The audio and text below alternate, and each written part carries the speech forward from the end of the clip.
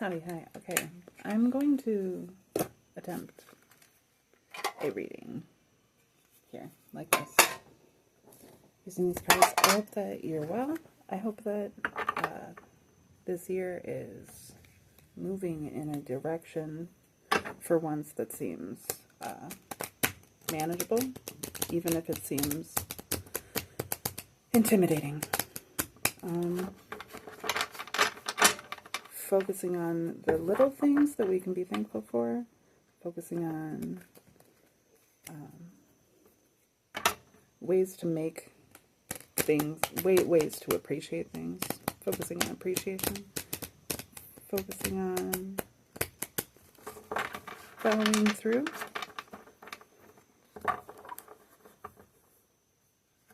That's really the energy I'm getting right now. It is difficult to motivate oneself, but how do you even motivate oneself? I mean, it becomes essential to be able to do things. You have to be able to do it for yourself, but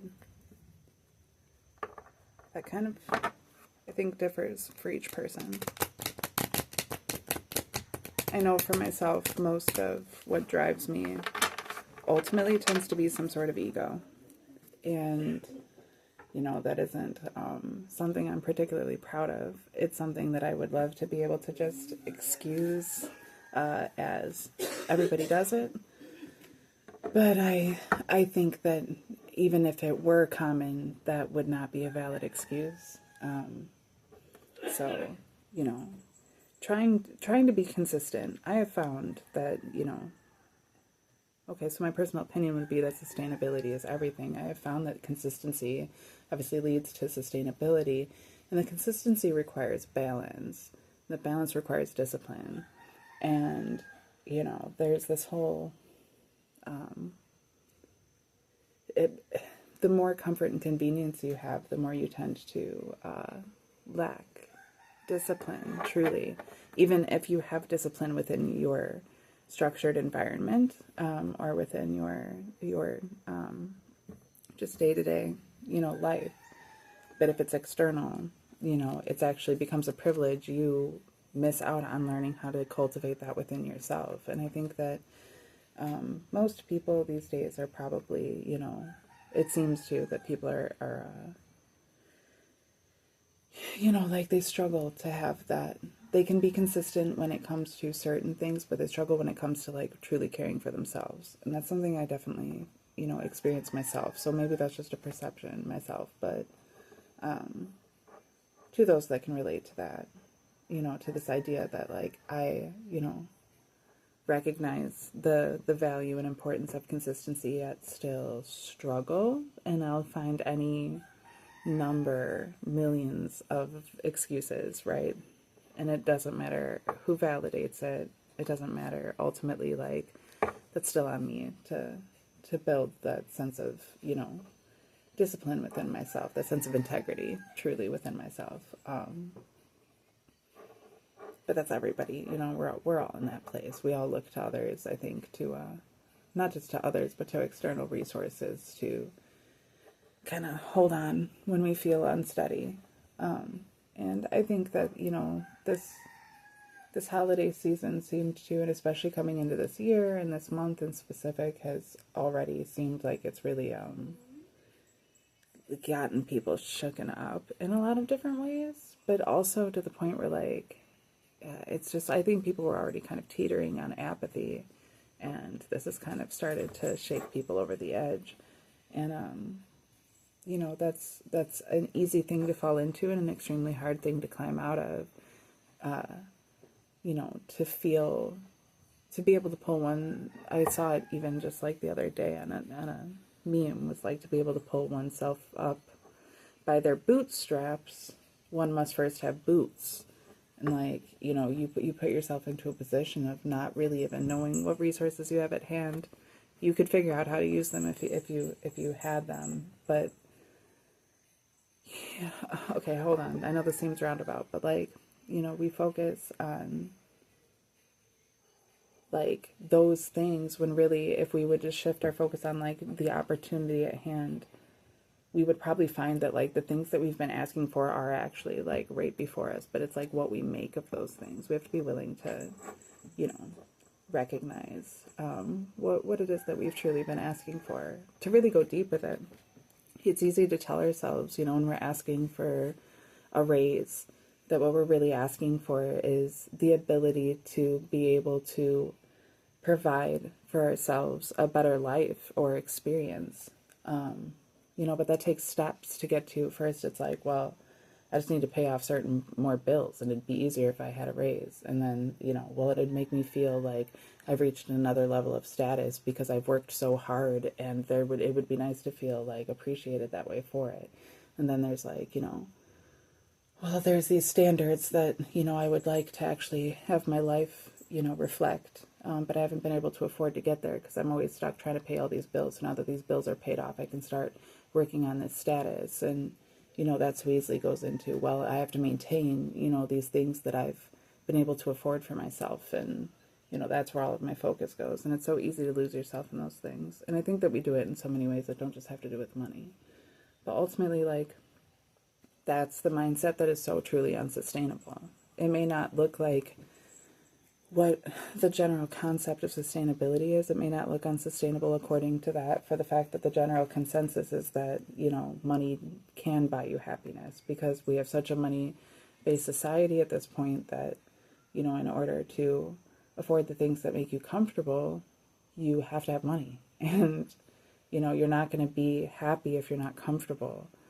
Comfort is the ideal, you know, in so many different ways. And when we're looking into an uncertain future, where like this concept of comfortability is being like attacked, essentially, right? It's being like people aren't, you know, able to, you know, there's just a lot of, it's not, right now it still is like it's a trepidation, is a large fear, it's a large concern, anxiety, you know, something people are just taking notice of and trying kind of to deflect. But like, what it really is a play on our concept of sustainability, our concept of consistency, our concept of balance, and maybe even maturity in that way. You know, I think that we've defined so many things in this reality, you know, by such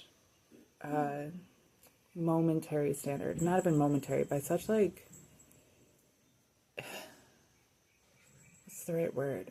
It's almost like degrading, like a degrading standard, truly, like mathematically, it's degrading.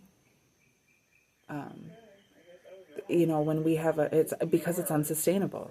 That's why sustainability must be the peak for this type of structure of progress, because you can't, progress and sustainability are one and the same thing. Like that's the point. Not that we have these concepts of what those things are and they're trying to adhere to each other. Like, no, they naturally just work together. In the same way that our positivity and negativity does. We don't have to be performative in this way. We can be performative in that way, right? It's like, we don't, just the concept, okay,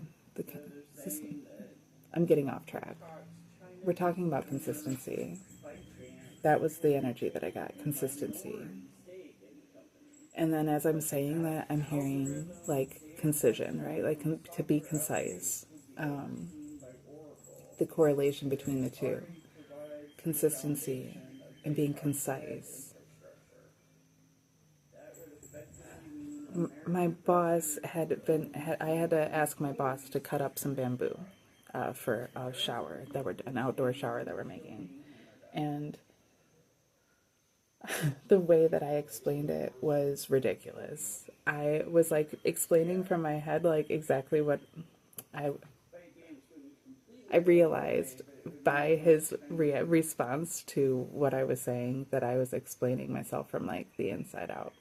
I was not doing a good job, like, of just asking for what was needing to be done.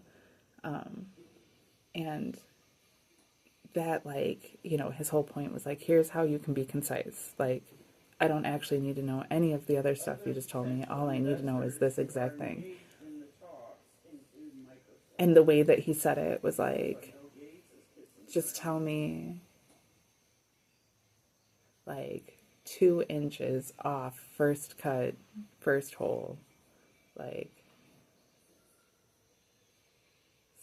essentially like that. That's what we were talking about. Like, something like that. You have to do just like just tell me like, 2 inches off of the first hole.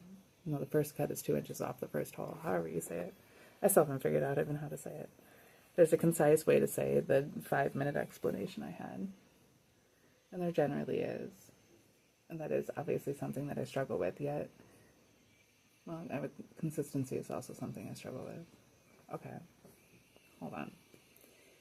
Okay, the correlation between consistency and concision. As I talk about it for 1.5 years. That's what we're talking about. The correlation between consistency and concision. Okay. Let's see here. Wow. That was a lot. Okay. Hold on. This just came out face up. We'll do these. Okay. This is quite interesting. Okay. All right. Okay. I haven't done this in a minute either. It's almost been like 2 weeks since I really made a video, so let's get into this. Okay. These two came out sideways. That's why the setup is the way that it is. Okay, we're talking about consistency and being concise. Okay, so this is the Queen of Swords is our archetype for that. The Queen of Swords is direct, willing to cut off. Not the warmest of characters. They're not gonna pander to you. They're not gonna. I can never think of the word. Patronize. They're not going to patronize. They're not going to pamper. They're not going to try to coddle. They don't need you, and they, don't. They don't need anything. They're very self-sufficient. So in that, we're talking about like consistency, self-sufficiency, being very direct, being faithful to one's own personality traits that way. The ice is hard and rigid. It doesn't conform. It has to melt into water in order to conform into anything or be broken down into bits and pieces. So there's this idea of stability actually being rather fragile.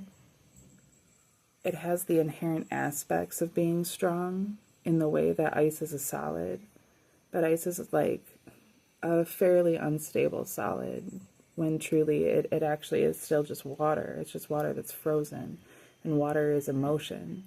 So just because you're cold and hard and consistent with that, or stable in that, if you're just being stable in a coping mechanism doesn't make you strong.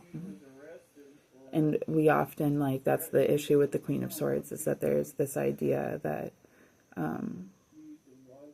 being cold, being guarded, being, because it's a sword in the picture, you can see that the Queen of Swords has a sword. Okay, of course she does.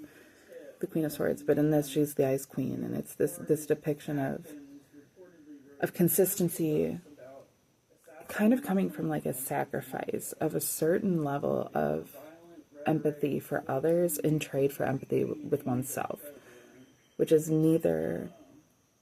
inherently neither right nor wrong, but in the experience of it, in the response to it from the person experiencing it,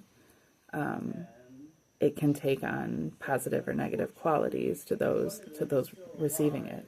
You might see the Queen of Swords character as a cold, hard bitch, or you might see them as somebody quite guarded, because they themselves are quite sensitive and see that as some type of weakness, and so they project that onto you, right? Of which I've been guilty. In the sense of consistency, why is this coming out with consistency? Okay, we're talking about like an ego. We're talking about the acting, the aspect of this is the projection. This is the performative aspect of the Queen of Swords. So I'm going to take this right side, these two cards, as part of the, what's it called? I can't remember the word, but to explain this card, and then I'll take these ones for something else. It'll be something having probably to do with this card as it comes around. Okay. I don't know if you can see as I'm pointing. I try to set this up so that you can see it better. Okay. Okay, so we have the King of Cups on its side. Okay, so we have this card, but it's on its side. Did I pick this up the right way? Or was it this way? I think it was this way. Sorry, I fucked it up. Okay, so it's pointed in the direction of receiving. This is your giving, this is your receiving. Right, sorry, I'm backwards because of the camera. So your right hand is your receiving, or I mean is your giving. The left hand is the receiving. So in giving, the sense of consistency tends to be a projection. The sense of consistency, like, to me, tends to be very logistics based, where it's like you should be able to measure what consistency is. That's how you know that it's consistency. But this is talking about it on a deeper level. So this King of Cups in the transition, I'm going to get into whatever I read it meaning, but what I'm reading right off the bat is that I'm reflecting personally with it. What I'm reading off the bat is that this is, you know, the type of person that would kind of try to convince themselves that, like, that there's a math to these things, and that is the supreme or like superior or ideal way of being, in comparison to the reality, which is really, like I said, like we have ice. The reality of ice is that it's water. So here we have the King of Cups, and in this card, like, you know, this little guy, I haven't seen this part in the show, so I don't know for sure about this character, but I'm pretty sure that this is the Ice King. Okay, so I'm pretty sure that this bitch is the Ice King's daughter, niece, something like that. She's related, maybe it's one of his wives, I don't know. She's related to the Ice King somehow. She's the Ice Queen, right? She's the Queen of Swords, and I get the impression she's a princess, but it says Queen of Swords, and she's in the Ice Kingdom. But then this King of Cups, so the King of, like, you can even see the penguin, right? They're in the Ice Kingdom, so they have the penguins. The Ice King has a penguin, I can't remember its name, that is like his little assistant villain, right? I'm assuming by this card that eventually this is who he is in his own. Maybe he's created his own kingdom in order to feel like he's the king, not just the assistant. But it's in transition to wanting to receive something different. So, you know, we're talking about, you know, I kind of almost see it like there's like a, you know, there's this hard, like, you know, you can have it be on a religious level of like, this is morally upright and this is morally inferior or lacking. You can have it like in a fiscal kind of way where it's like, this is what's the most economically reasonable and this is the most risk. You can look at it like in like, this is what appeals to my concept of strength, and this is what appeals to my, like, your active strengths, like your skilled qualities, right?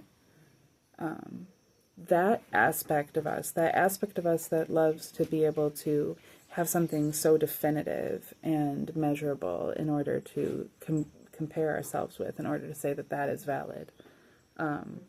That aspect is asking for more.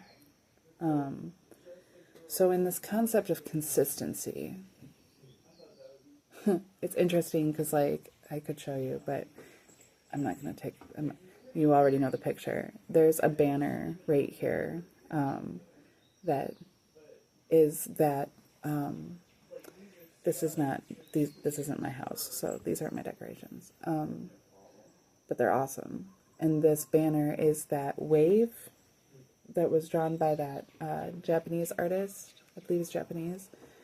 And it's like he drew the wave like a billion different ways in like 70 years. And all of his different waves have become quite iconic. But there's that one specific one. And this is a banner of that one specific one. So like as I'm sitting here talking about this idea of like things being more free-flowing. Things not being so... like I said, like so rigid, so standardized. Like essentially like this idea is like being hard and being cold and being so super direct and being willing to cut people off and like being, you know, having to stay in control in all of these different types of ways. Like that is my security. So much so that like it's led me to believe I myself am like, you know, I'm king of my own castle. I like, you know, I'm the one that makes the rules about my life. I'm the one that gets to decide what I receive. You know, it's instead of trying to control one's response to receiving, one is trying to control what it is that they are actively receiving, right?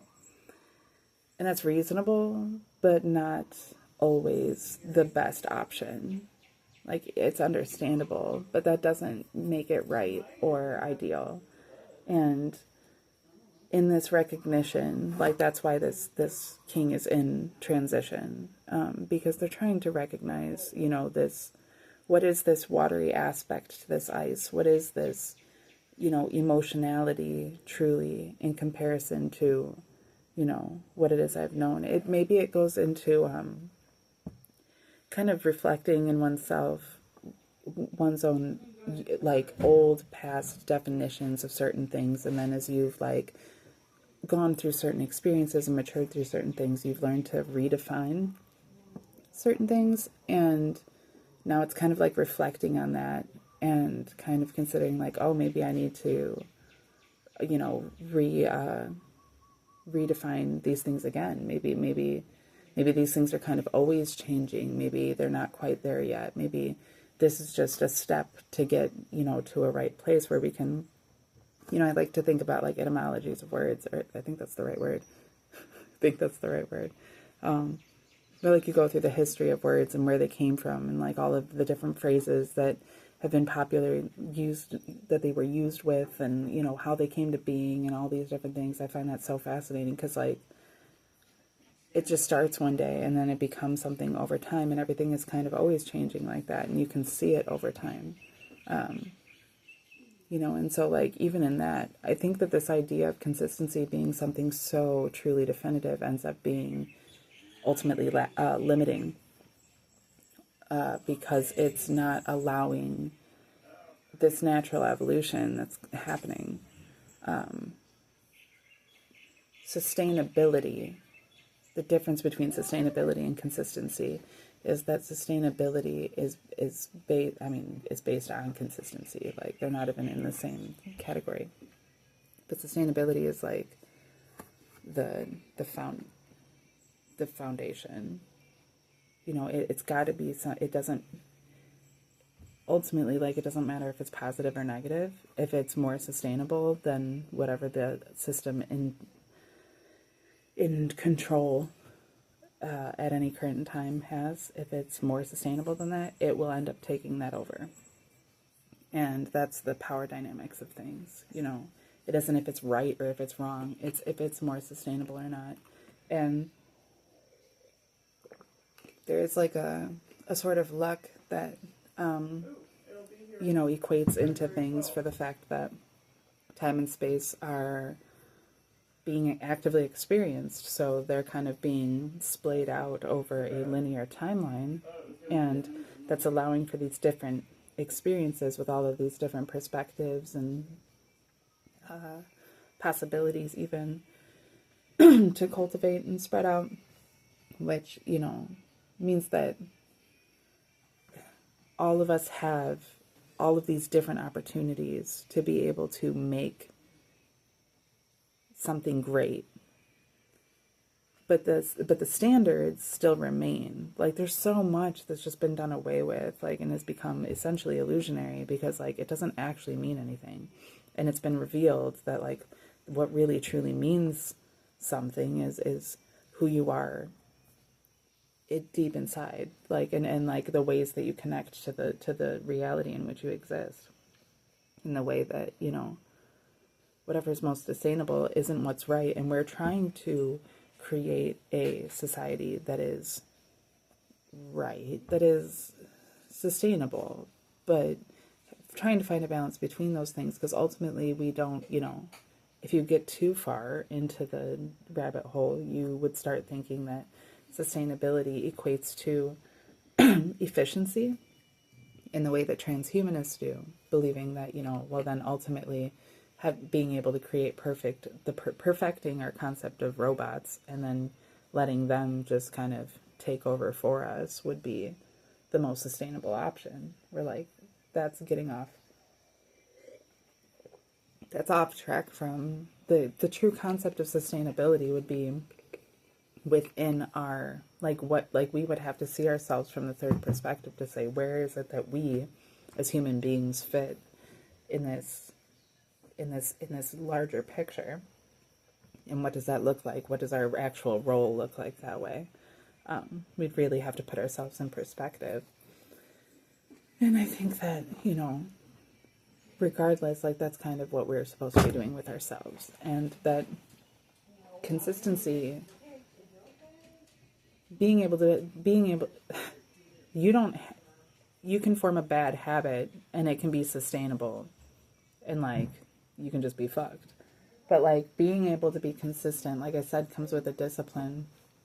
Comes with, well, it takes a balance, which requires a discipline.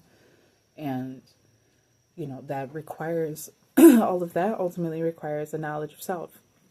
It always goes back to this, but it really, like, being able to truly see oneself from all of these different perspectives in order to be able to be like, oh, okay, yeah, I can move through this, I can move through that, like, you're all of those things. And so I think that this is, you know, right now we're talking about kind of moving out of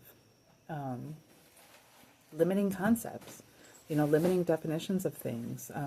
Instead of having to have things be defined one way, letting things speak for themselves and letting us become cultivated to the idea of what is really real, you know, what is really real. And questioning that, you know, and kind of moving in that direction, I think, more than we ever have. That's all. No, that's all what I was saying we were receiving. Let's see what the card actually says. The Knight of Swords is so interesting. I haven't seen this one. The Knight of Swords. Okay. Yeah, just like this. Okay. All right. They're pointed in the same direction. Technically. Well, they're both pointed upward. We're still talking, though, about transitioning into being able to receive more, which is interesting because I think that it's really focusing on this idea of, like, our concept of consistency. Like I said, it's the correlation between consistency and concision. Our concept of consistency being based on, like, a definitive standard that just, where are we finding these definitions, though? Mathematics, ultimately. But what defines our understanding of mathematics. And those things are constantly being blown under the water now in a quantum reality. So, like, you know. Oh, okay. So this guy's, I'm going to point out, this guy's a piece of candy corn riding on a jelly bean. And there's another guy behind him. And he's old. He's an old guy. He's an old piece of candy corn. So we're, you know, it's giving me this, like, well, it's funny because these jelly beans that they're running on are wearing high heels and have bows wrapped around them, right? So, like, they have, like, little heart sashes. And so it's, like, this old concept, old way of treating femininity. Treating it like a vehicle, treating it like an object, treating it like a servant, treating it like some type of beast, you know, treating it like it's just kind of like lower class, essentially, something to be used, you know. In the same way, that's, you know, then this card is also reflecting the performativeness of masculinity. In that way, we're like, oh, well, then I have to place myself up above these things, and I have to be very, you know, lavish and, you know, but, like, hard at the same time. And, like, I'm mean, and I'd kill anybody in a second, but I also have this cat. But, like, it's, I mean, it's an interesting one because they're both also they're reflecting both sides, you know, and that's really what we're talking about too, is that, like, there's nothing innately negative within this read. It's all just talking about how it's so easy for us. Okay, like, for instance, like, we're talking about ice, right? Like, if you are in a cold environment, you shouldn't blame yourself if your water turns to ice. I mean, you can only, you know, produce so much heat in order to keep that from happening. So, like, being affected negatively by a negative experience doesn't, like, you don't need to validate any more negativity than is already happening there in the first place. You know, it's, there's this feeling of, like, wanting to defend our, what we consider confidence. And, like, that confidence has kind of, we've almost done this weird thing where we've, like, really tied confidence in with our sense of consistency, and vice versa. Where, like, we've really hardened down and, like, doubled down on the stubborn-headedness of certain things, whatever it is that we're talking about. I don't know yet for sure. But yeah, so I'm just realizing as I'm saying this that I had turned this card over just because they're on the next level, but I was actually going to go fully all the way around. Still, there's a, you know, so I'm going to go back to this card, but that's you know, where we're at right now, and why. So we have the Three of Wands in the upright. And normally when I see this card, I've never seen this card before, the Knight of Swords. That's pretty cool to get a new card in this read. I've never seen I've seen the Three of Wands multiple in a lot of readings. They come out a lot, and when I see them, I always see them as, like, a representation of Freemasonry, or, like, this, like, illusion holder, or, like, there's, like, a little trick that's being played, or it's, like, some sort of manipulative energy, and it takes on a lot of things. In this position, though, I'm getting something totally different, and I'm trying to read it. I don't even know what I'm feeling yet. Okay, so here we're talking about being stubborn in like an aesthetic way, kind of. Being performative in an aesthetic way. In this way, we're talking about being performative in an intellectual way. which then leads into, so performative in an aesthetic way. This idea, I suppose, that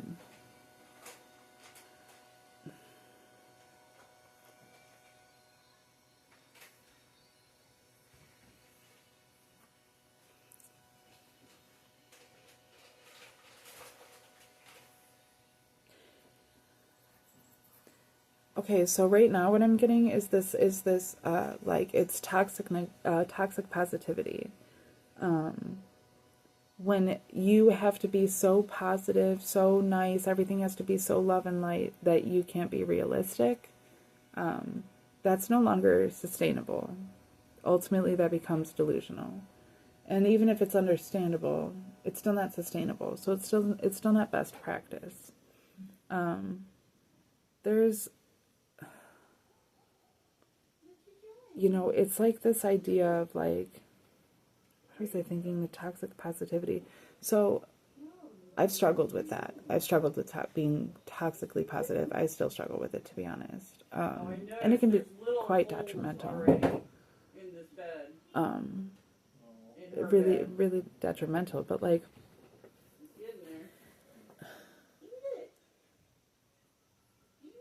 in the idea of consistency being something super rigid and something super like methodical, even tactful, like, and that's like the value identifier for it.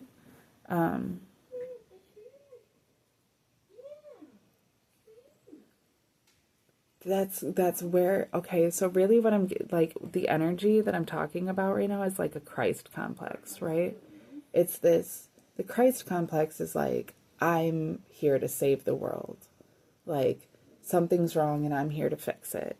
I can't let anything be going wrong, because that would be a reflection that I'm not fully in control of everything. Like, everything has to be perfect. Like, this really, and it's knowing how to do that well,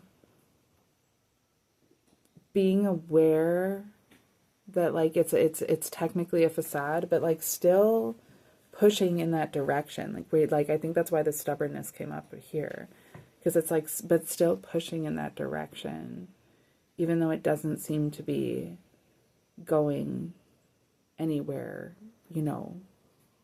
It's not truly sustainable.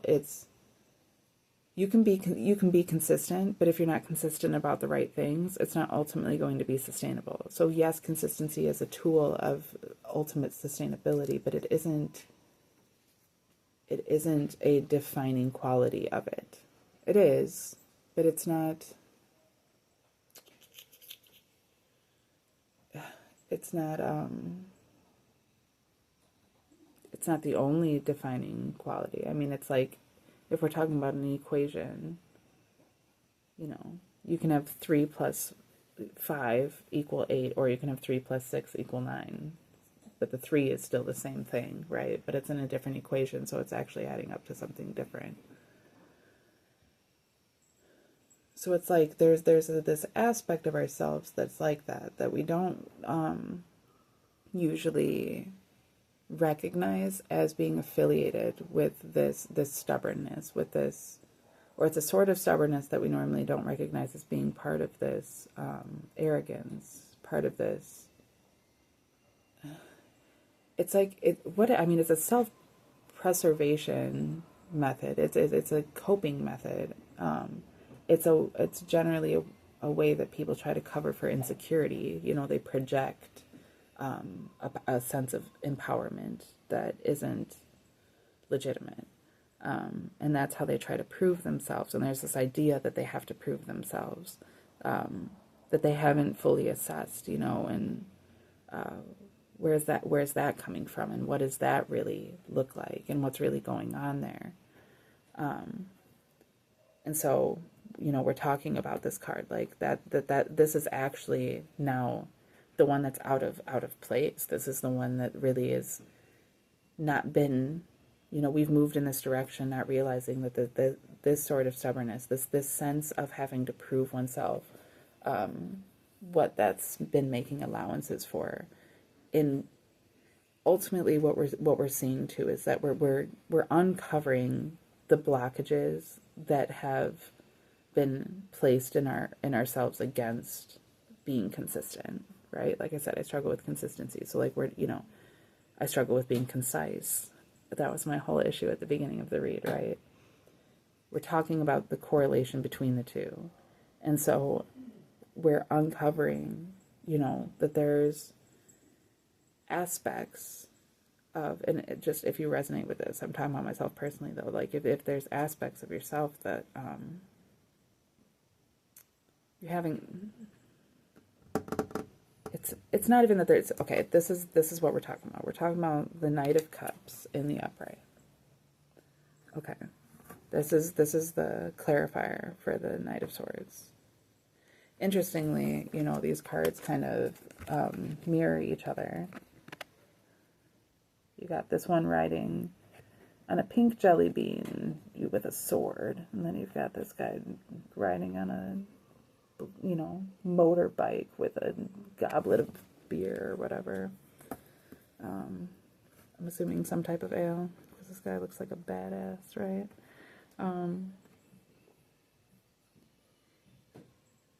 Okay. So it's interesting, because it's almost like, okay, we have consistency on this side, and then we have concision on this side. The reason I haven't talked much about this is because I was being concise with it. We have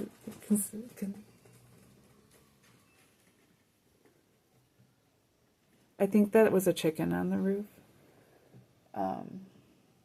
It was some type of, or a lizard. I don't know.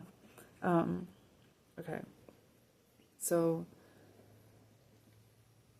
inconsistency, the consistency that we have revealing itself ultimately at the core is consistently dismissive, consistently, yeah, it's almost like this performative, like sort of masculinity, this performative strength, I'm strong, but it's strong in a like I said, a more aesthetic way, a more shallow way.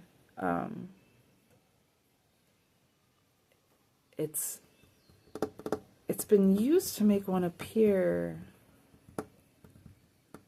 empathetic.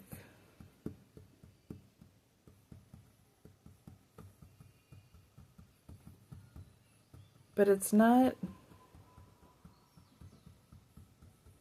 genuine. There's, what's ultimately genuine isn't really the more, like, and by masculine I mean like the giving, right? We're talking about the giving and the receiving. It's giving, but there's underneath the surface, there's something totally different going on. In a more softer way. I think that this person's like they have an idea of what sweet and soft and empathetic looks like, and that's what they try to portray, but truly it's actually something much simpler and something much more true to themselves, but it's kind of this part that they don't really, it's not that they're hiding it, but it's not that they're hiding it, they just kind of mask it. But like this desire to prove oneself is like this badass energy, like having to prove that I'm strong, having to prove that I'm able and capable, having to prove that like I'm willing to go the distance, that I'll do the thing, that I don't need the thing.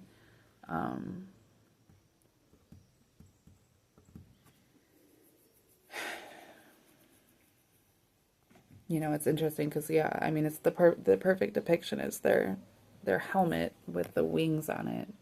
They have this hard metal helm, which is like groundedness and like, nothing's going to get through me. But then these wings of like, this is what makes me free, So it's not like an angelic, soft, sweet sense of freedom either. It's a very hardened, guarded sense of freedom. This having to prove oneself.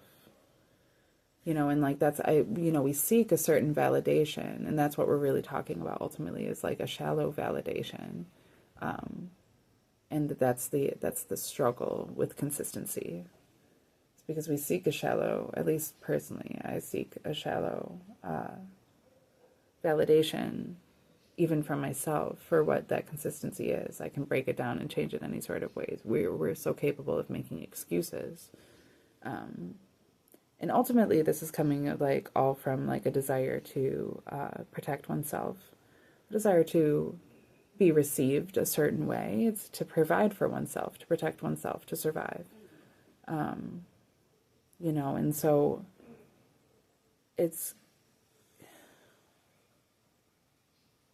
there's a lot of, you know, I said that there was no negativity in this read, but like there really is a lot of things that could very easily be perceived that way.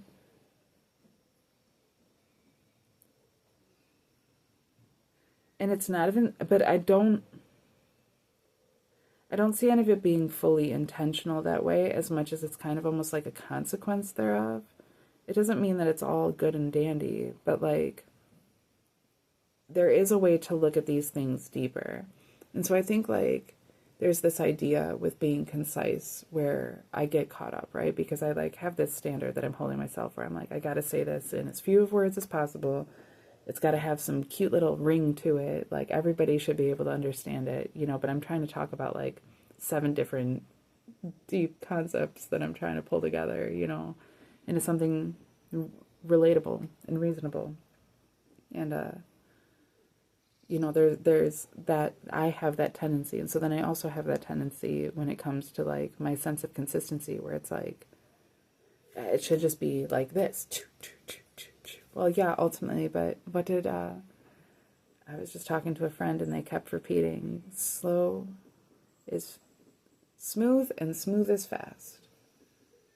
And I had a boss when I did landscaping that had repeated that to me multiple times. And I did not understand it at first, but over time I came to realize that that was the point. And it's true. I mean, I had already learned that before, but I had never heard it before.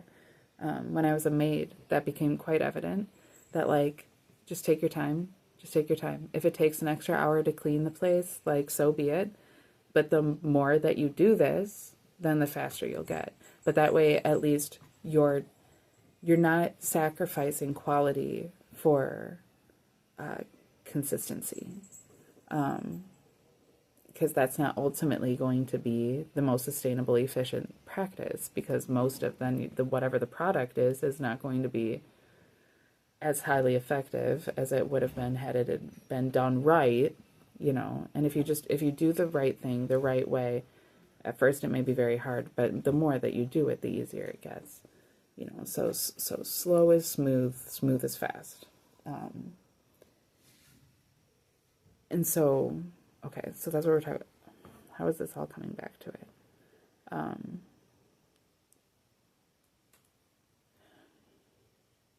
I'm getting also to just like we're talking about releasing some sort of self-judgment that is being projected onto others. And like, that's something I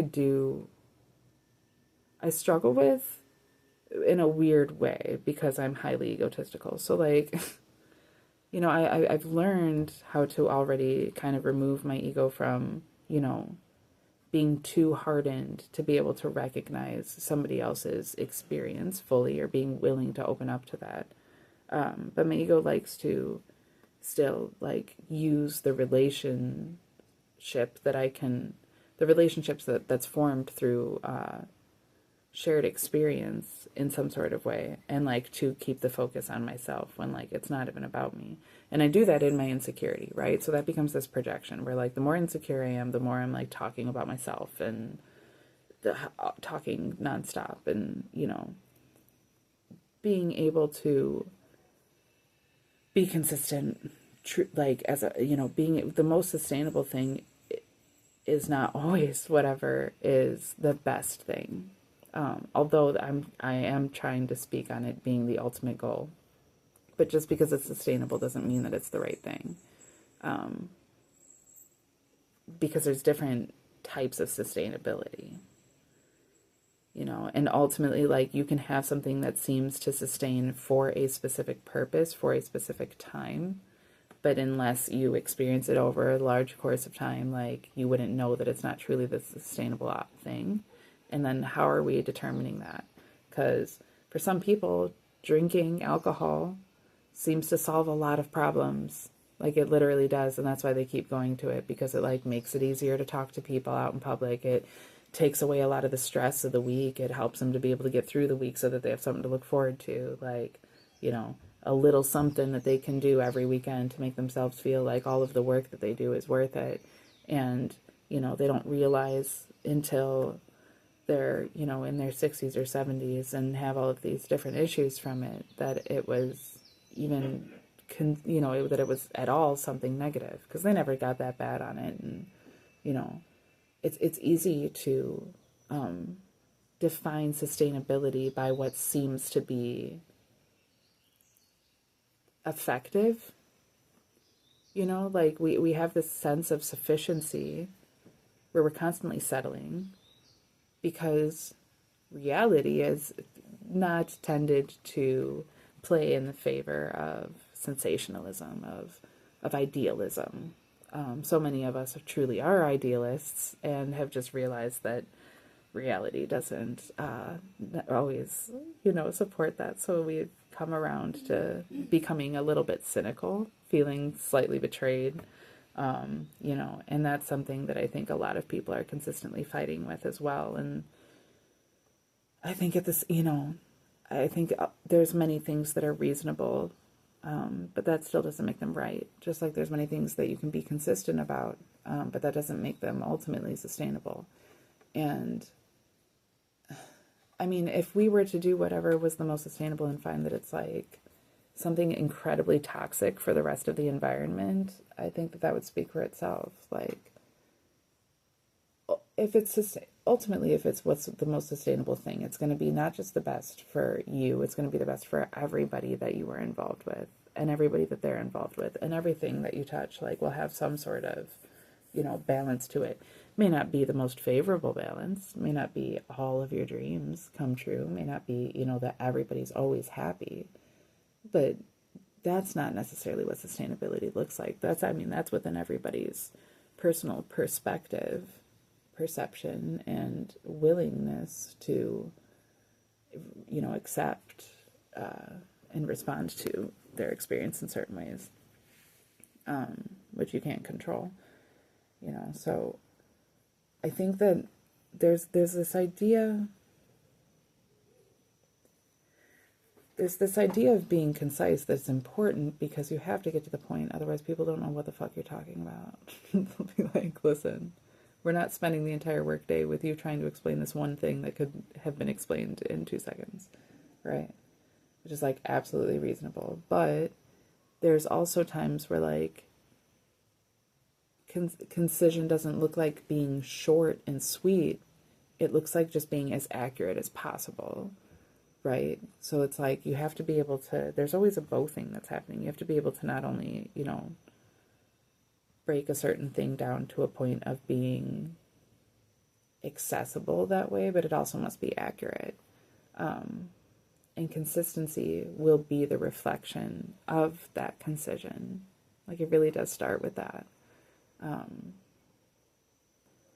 It really does start with that, and that's coming from somebody that I can resonate with that hits. Definitely not there yet, but I feel that. And then that consistency that comes from that is what builds into the balance. The balance comes from the consistency, for the fact that, like, there'll be times where, like, even though you're doing the work, it's hard. You aren't seeing the results. You feel like shit. Everything seems to be going wrong. And there'll be times that you're not really doing shit, yet everything seems to be falling right into place. It seems like things are super productive. And then there'll be plenty of times where everything is just an exact reflection of what it is. And, not identifying our value by those things, but remaining consistent regardless, is what builds a sense of faith. It comes from faith, but it also builds on a sense of faith. They work hand in hand that way.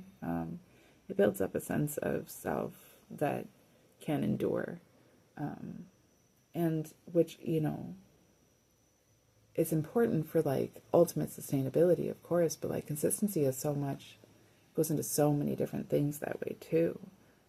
If you can be consistent with yourself, like mentally, emotionally, spiritually, it'll be much easier to be consistent with yourself, like with your diet, with your exercise routine, with your work schedule, with your sleep schedule, with, you know, the time that you give yourself for self-care, with the time that you give yourself for like friends, for family, for producing stuff out of yourself that feels good, for, you know, adding things into the world that are good, for, you know, you'll be able to break up and analyze all those things so much better, and be able to manage them so much better when you have that consistency. And the balance really then comes from enough time being consistent that you've gone through both the positive and the negative of many different experiences and remained consistent through them.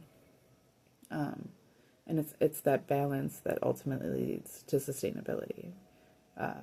Because, you know, if you're only 30% one day and, you know, 170% the next day and, you know, 20% the next day, like that doesn't denote imbalance as much as not what you do with those numbers, what you do with that sort of deal.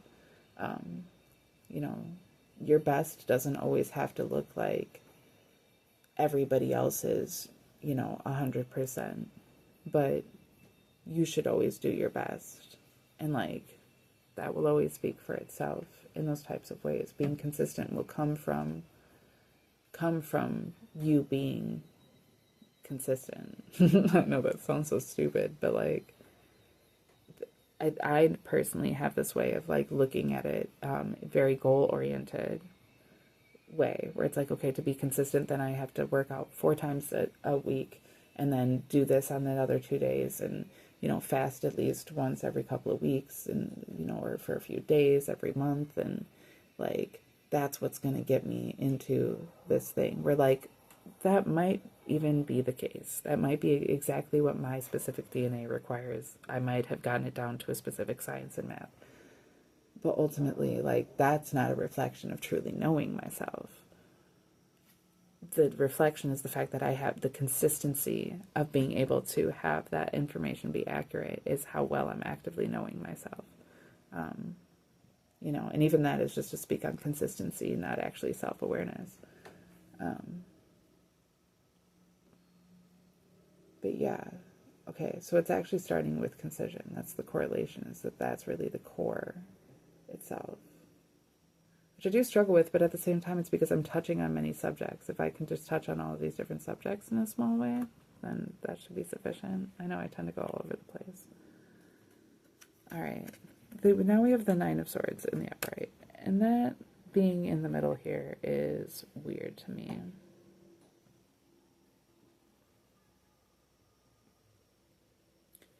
So it's almost like the lack of consistency comes from a fear of being proven to not be what one is. So like, there's this idea of like, I was just talking about this with a friend too, but like this idea of like, oh, if you know, you don't want to make that decision, because what if it like defines who you are to some degree that you're not prepared for, and, you know, how are you going to reel from that? And yeah, that can be quite debilitating. And that can definitely like be a major block in the path towards being able to be truly consistent.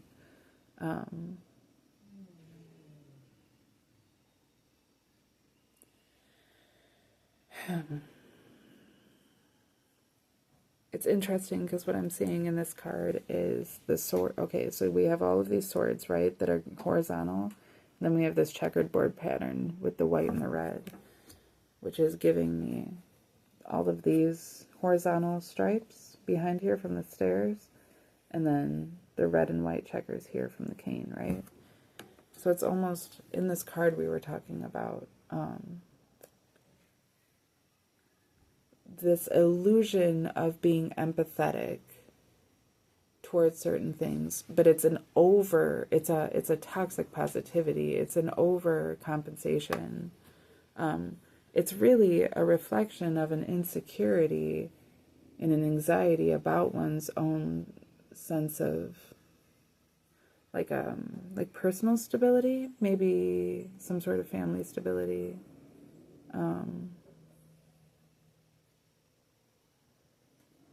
Normally on the carving on the bed, in the Rider-Waite Tarot, it's a picture of like people fighting. In this, it's Princess Bubblegum with a cake. I mean, everybody seems fairly happy. But, you know, this anxiety is coming from this super performative, like, I gotta be a badass. I gotta be able to prove that I'm strong. I gotta be able to prove that I can take it. Or that I'm willing to go there, or, you know, that, I don't mind, you know, getting dirty in this way, or kind of,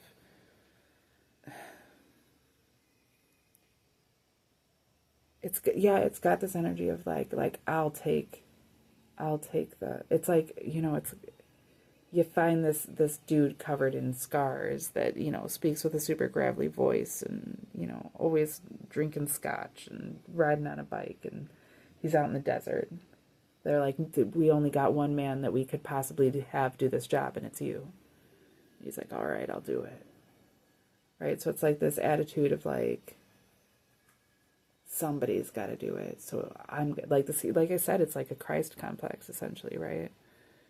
But what that actually, well, what it's causing is this insecurity.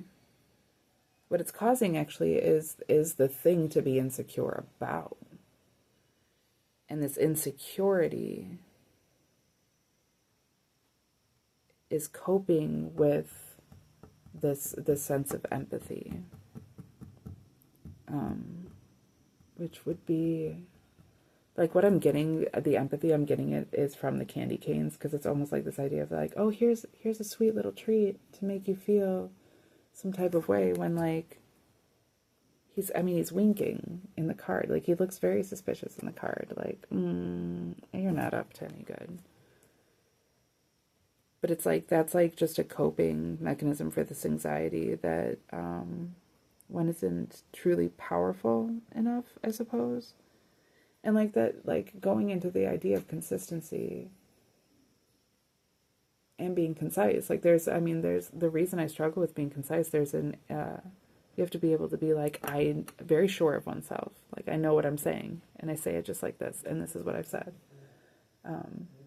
An insecurity of self, which I definitely have, you know, can lead to this overcompensation.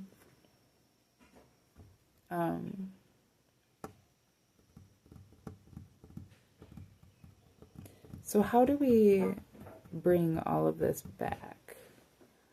We still have these cards that we haven't gone through. So how do we bring this back to the Queen of Swords, and how do we alchemize the Queen of Swords into something truly beneficial and sustainable? How do we reach true sustainability through this process? What are we looking at as far as true sustainability when it comes to this process? How are we getting there? I'm going to do it one more time. Sustainability. Thank you. Anything else? Okay. Alright. So, I have this card that fell here. I'm going to put it like this. I have this card that fell here. I'm going to put it in between here. And I have this card that fell just like this on my lap. I'm going to put it here. Okay.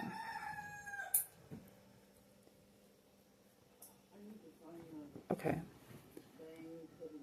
So when it comes to... Okay, well when it comes to this personality trait of like trying to be stronger than we are, trying to prove ourselves, trying to it's a self-protection. It's supposed to be for self-protection, but we're actually using it in a defensive way. And what is this? What is this that we're talking about? Interesting. The Seven of Wands in the upright. It's literally a card of defense. Every time that you see this card, it's one person trying to defend themselves against these 6 other people, right? And so it's like this idea of, you know, and it's a bunny, okay, right? It's this cute little bunny that's trying to defend himself. And it's like, you know, no, I'm strong. I'm not weak. I'm not weak. I'm perceiving something as weak, but I'm not weak. So, you know, you can't tie me into that. But really what's like, we're talking about it being a projection. So like, there's not even anybody, it's not necessarily that there's somebody saying like, oh, this is a standard you have to keep up with. This is what I think. And that there's somebody lording that over you. It's almost like there's a perspective that might have been validated through experiences. Like, I'm not speaking on the validation of it. This person is a rabbit and is obviously strong enough to stand for themselves. But it's that, we've allowed something that was supposed to be a protection to become like essentially what's holding us back. And in the same, in that, because of that, or in that same hand, then we've also like, we have this innocence that is constantly on the defense, and has to prove itself. And that really ultimately becomes the victim mentality, right? Once it becomes toxic. But ultimately, like, it's not innately toxic. It's coming from an understandable place, in that way that, you know, I'm hurt and upset and feel betrayed for the fact that like I don't deserve this, yet I'm doing my best with it, sort of deal. But that's led to this insecurity of like, well, do I deserve this? Like, I must deserve this. We've started collecting these swords. Like, you know, I must deserve this because, you know, everybody keeps coming against me. You know, I thought that I was just kind of having to be a badass, you know, in order to protect myself. But obviously I must, like, I remember telling my ex that he used to always call himself an asshole. Was it an asshole? But like, then I heard his family calling him an asshole a whole bunch. And I was like, well, you're not actually an asshole. You just act like one a lot. But like, you're not actually an asshole. And you like, can't just when you identify that way, you're just validating for them the things that they've said. But like, that's not true. And the more that you validate that, the more that you're gonna act that way, because you assume that's just who you are. That's how you are. When like, that's not how it has to be. You know, so it's kind of that. We've kind of collected this and turned this into like our personality, right? And we've done this, and because of this, we've started feeling this need to cope. And we're coping with getting validation from others. And it looks like the Fool, but in reverse. So we have, I don't know if you can see, that's the Ice King with his little penguins, but it's in reverse. So we've actually become guarded. We've become guarded. And yeah, I would say that that's definitely reflected in all of these cards for sure. Sorry about the weird background sounds.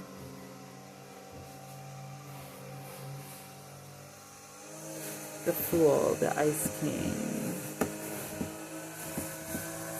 But these then fall into the middle, so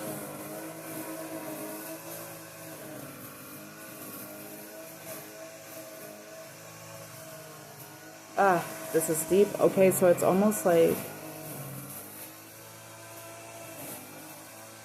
there's a way that we cope, which is something that generally, like, you're not like just letting people know, like, oh, this is what I'm coping with as you're an active alcoholic. We tend to be in almost defense against those things, but it's like not, it's not being that way about it. Like, we're very open with this. We've maybe even, like, maybe we've personified it. Maybe we've taken this coping mechanism and it's become part of our actual identity. You know, and it's like, there's reasons for why this became the case, and it's understandable. It's reasonable. But again, like I said before, that doesn't necessarily make it right. And by right, I don't mean right and wrong. I mean what's best, what's most sustainable. And this is all just on a mathematical thing, right? Obviously, like, I'm not talking about morally.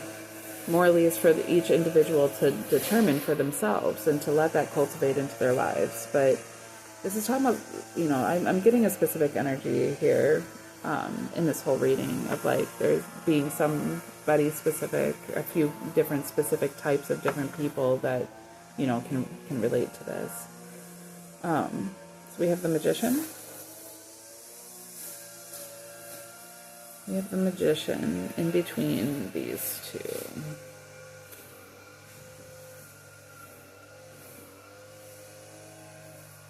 You know, and like this I see as the masculine in the giving, this I see as the feminine in the receiving, and the Magician in between them. I'm actually seeing these cards looking quite similar because you have both of them holding something up. She has the sword, he has a wand. And then there's all this ice and snow and stuff falling behind her, and there's all of this confetti behind him. So it gives me the same sort of vibes there. They're both also dressed and all dressed up. Kind of fancy. And I'm noticing, like, on this card with the Magician, there's a griffin in this bottle, which is half lion, half eagle, or what the fuck ever, half hawk, some kind of bird. And so I'm seeing this as being like a balance between these two sides. You know, we have this sense of freedom, here with the wings. So like coming in here with this person, you know, there's a sense of freedom, but it's like this freedom is tied to the back of a different thing that, like, is not free because this thing needs it for its freedom. So, like, is that really freedom? And then there's this idea of, like, I'm strong, I'm king of my own castle, like, I am, you know, this is all about me, but, like, you really just built that for yourself out of a whole bunch of garbage, and, like, the only person that's giving you any sort of, like, worship is your cat, right? So, like, there's, like, this idea of, are these things really truly what we want to be reflecting? And if not, how might we alchemize them? We're trying to bring things to a point of, like, it'd probably help if I saw this episode, because honestly, I bet the episode with this girl in it has some sort of arc like this, where they discuss, you know, how to not become a cold-hearted bitch, essentially, right?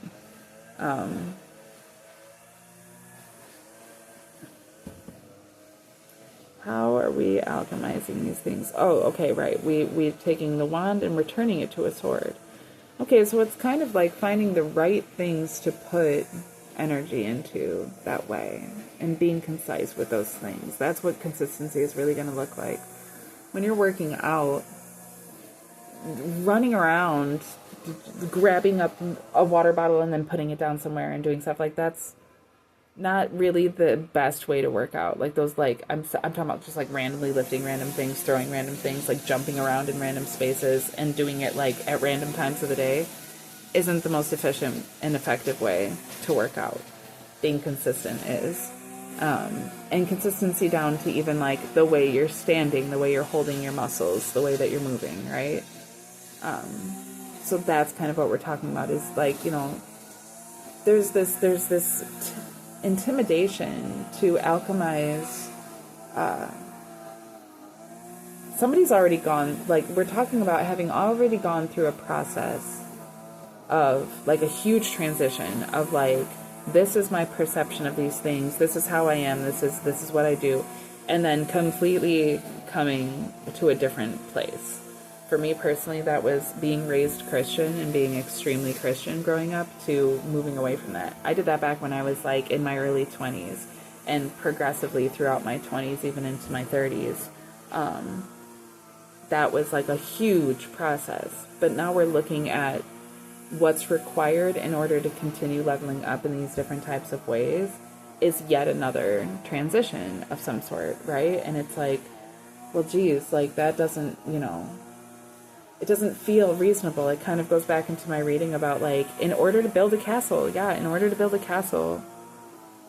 especially like you shouldn't be building it in the sand. You need to build it on a steady foundation.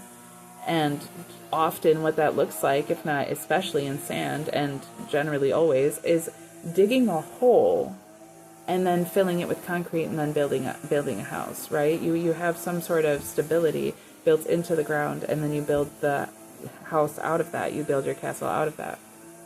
You can't just build a castle on the sand. But it seems counterintuitive when you're trying to build up, when you're trying to make things bigger and better, to dig a hole in the ground.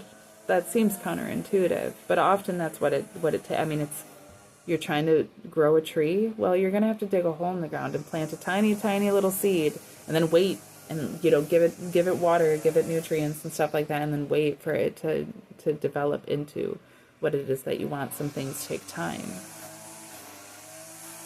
Time being a very fundamental aspect of consistency. That's the struggle between the correlation between concision and consistency, because concision would equate to efficiency and effectiveness according to time, right? Like, if you're concise, it's because it's short, when really it's just the most basic, accurate thing that you can say. As accurate as you can make it, as basic as you can make it, that's going to be the most concise thing. So it's not really about time. And so this idea that we tend to get caught up on too with consistency is like, oh, it's over a certain time, that then it should just be. And, also that like,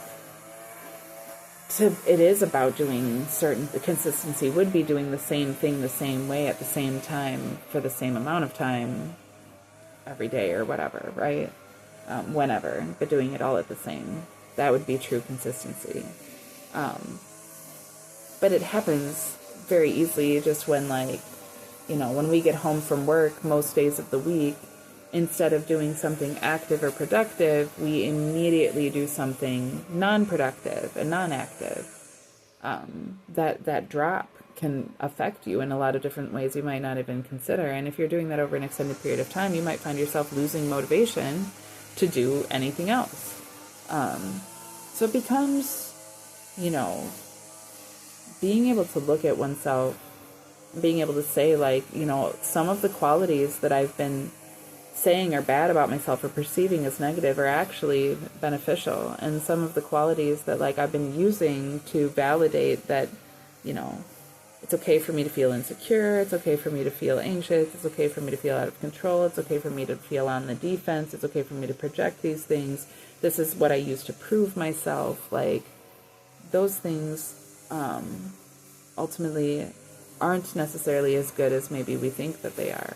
There's things that we're recognizing that, we've always viewed as weakness, that's really our strength.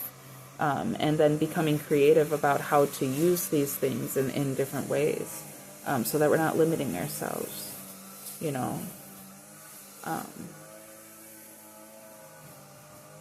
because, that's the difference, concision would be to trim the fat, and that can be a good thing, but we're talking about sustainability, which means, there's a certain level of fat that's actually better, like more, you can't just eat too lean of meat too often without some sort of balance, ultimately, right? So these disciplines all require these different forms of balance as well. Now, how did that all begin? Because I'm talking about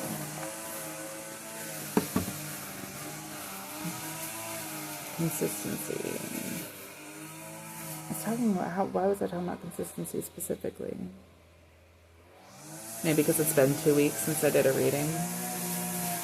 Generally, it's not always easy,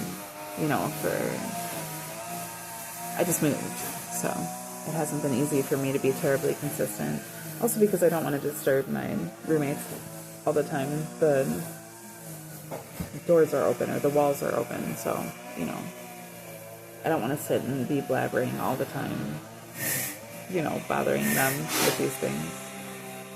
But, yeah, I'll make a point to do this again whenever I get the chance to.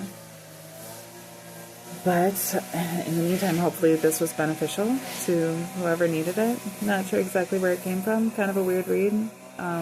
They're probably going to be interesting and weird for some time until I get a full feeling of everything. But this is part of consistency. It's not really about what it looks like. It's just the fact that I'm doing it. And we will go from here. We shall go from here. All right. Thanks for listening. I hope you have a good morning, noon, night, whatever it is that you're about to have. And I shall see you soon.